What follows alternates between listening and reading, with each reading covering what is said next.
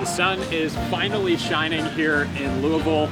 Rory's going to speak to us for the first time since winning. Brooks Koepka, the reigning champ, is back and looking as terrifying as ever. There's a lot going on, and we've almost got a golf tournament just 24 hours away. How are you doing? I'm ready to play this week.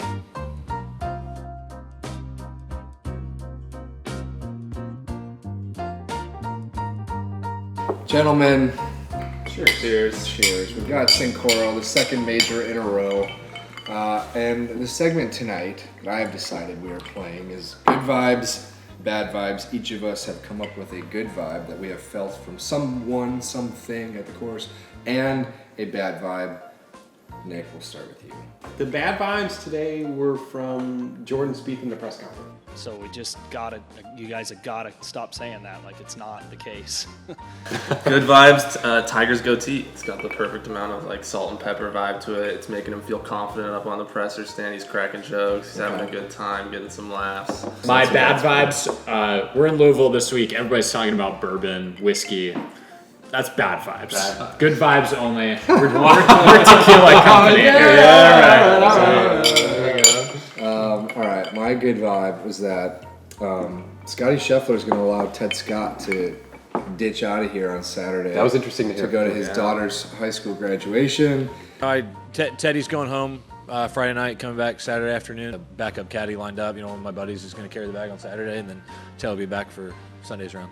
Scotty's so confident that he will be around on the weekend that he's got a buddy waiting. He said, "Yeah, Teddy, connecting the dots there. Teddy will be back on Sunday." Like, wow, okay, Scotty, your golf is so good. You're just guaranteeing a made cut. The bad vibe is kind of a non-existent vibe, but I was thinking about Victor Hovland today. This man was in contention, leading for a lot of this tournament a year ago. Doesn't have a presser this year. Hasn't finished in the top 10 this year. Hasn't finished, I think, in the top 15 this year.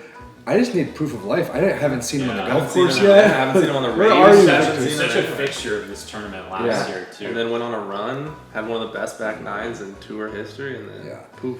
I think I will track him down tomorrow at some point. Ludwig, welcome to Valhalla and your first PGA Championship. How's the week been, and what are your impressions of the golf course? It's been a little wet so far, but course is in great shape. I love the Zoysia. I love hitting from that, and obviously it's a big boy golf course. It's tough, but it's really nice, and I look forward to playing it.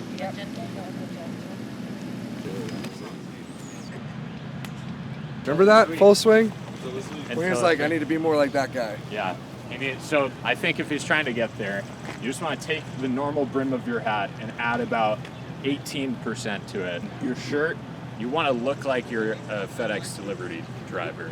We'll see. I don't know what his scripting looks like this week, but that's what he needs. Rory, a win on Sunday at Quail Hollow, and of course you won the last major championship played right here at Valhalla 10 years ago. How are you feeling coming in this week?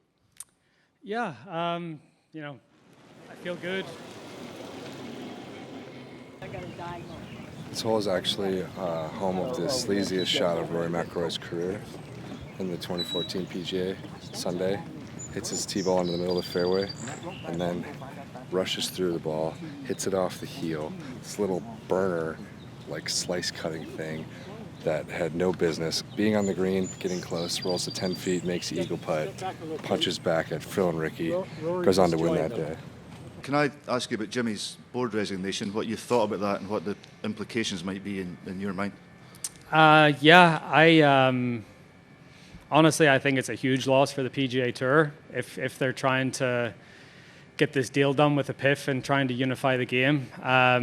Jimmy was basically the relationship, the sort of conduit between the PGA Tour and PIF, and it's been really unfortunate that he hasn't been involved for the last few months, and I think part of the reason that everything is stalling at the minute is because of that. So it's really, really disappointing, and I think the tour is in a worse place because of it. So we'll see where it goes from here, and we'll see what happens. But I would say my confidence level on something getting done before last week was as low as it had been, and then with this news of Jimmy resigning and knowing the relationship he has with the other side and how much warmth there is from the other side, it's concerning. Well, it's the biggest story of PGA Championship week, and it's also the one that nobody really wants to speak about right now. It is Rory McIlroy, who announced yesterday that he is filing for divorce. Obviously, these things are just kind of awkward when you've got a public figure who is very publicly accessible, but is dealing with what is ultimately a super private matter. He enters this week after being, one of the presumptive favorites after 2 straight wins and 2 straight starts. So there's never been a dull moment in the story of Rory, particularly not in these last few years. And it seems like here at Valhalla, that much is pretty certain to continue. You referenced punishment workouts when in Adelaide. I think you mentioned it first. How are those different? What do you do to yourself in those workouts? I'm not looking for the punishment workout. I just get told that it sucks. It's not a lot of fun. A lot more running. Very up tempo, no rest.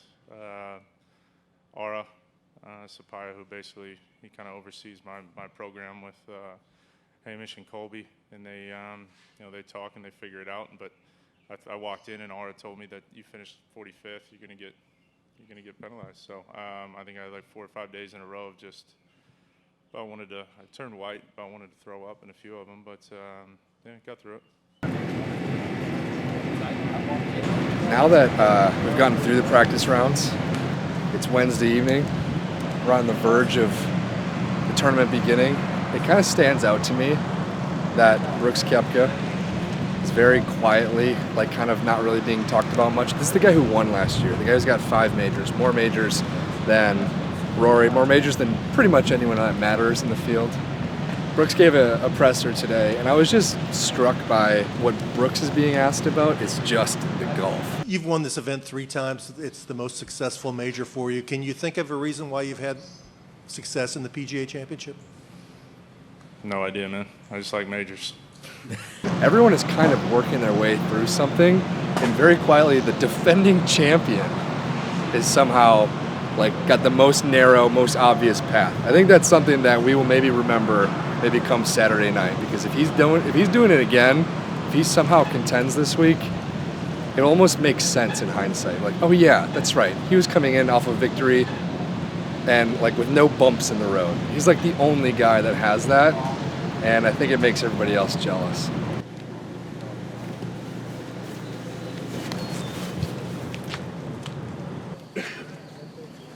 All right, here at my first major championship, and there's only one person I want to see. I want to go big game hunting, so today I'm going to hunt down Tiger, follow him around, see if I can learn a few things, see if I can see what makes him better than everybody else.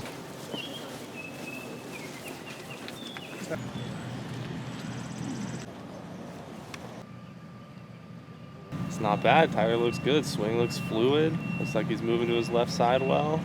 Out here playing with Lucas Glover. Kind of got the old timers club, getting out early, getting done for the day early, so they can get ready for tomorrow. Looks good. I like his chances to make the cut. So I'm heading out now to talk to Tracy Phillips. He's 61, club pro out of Tulsa, Oklahoma, but at one point in his career, he stopped playing for 20 years. Yeah, so we're going to head over to the clubhouse and get a little bit more about his story, which I think arguably is one of the more unique stories of the field here. Kind of a deeper question, but do you think your story inspires, where it's you had it and then something happened, but you stayed with it and it clicked and you worked, and here you are. I mean, where we're at now. I hope so. What other sport can a person play at 61 years old and play in one of the largest events ever imaginable? There's not another sport you can actually do that in. Yeah. Hopefully there's some inspiration that some people get out of it. One, you can play this game, if anything, it says you can play this game at a pretty old age, as long as you stay somewhat healthy. It's a hard game, but it can be fun if you do the right things to allow it to become fun. And the giving up for 20 years and stuff like that, probably wouldn't, if anyone had an injury or something like that, I'd say don't wait 20 years. Maybe make it a little bit quicker than that. But, I'm very blessed with where I'm at and the situation that the Lord's put me in it from that aspect. So, hopefully the story inspires somebody to go out there and play and take a lesson from your PGA Pro and try to have some fun. After everything with starting out as a potential star, the stopping, the return here, how would you describe golf? Very humbling game, very hard game. It's a very satisfying game. I mean, right now our game's a little bit, if you will, in a rough spot with where it's at. But, bottom line is it's a golf ball. It's a beautiful place that you can go out and enjoy the game no matter where you're playing. It's great to meet people. Just like here, the volunteers that come out and leave their job to come out and do, basically help this situation out of putting on a major championship. So it's people getting together, having a great time. It's a great sport. I think we just got to get back to playing the sport.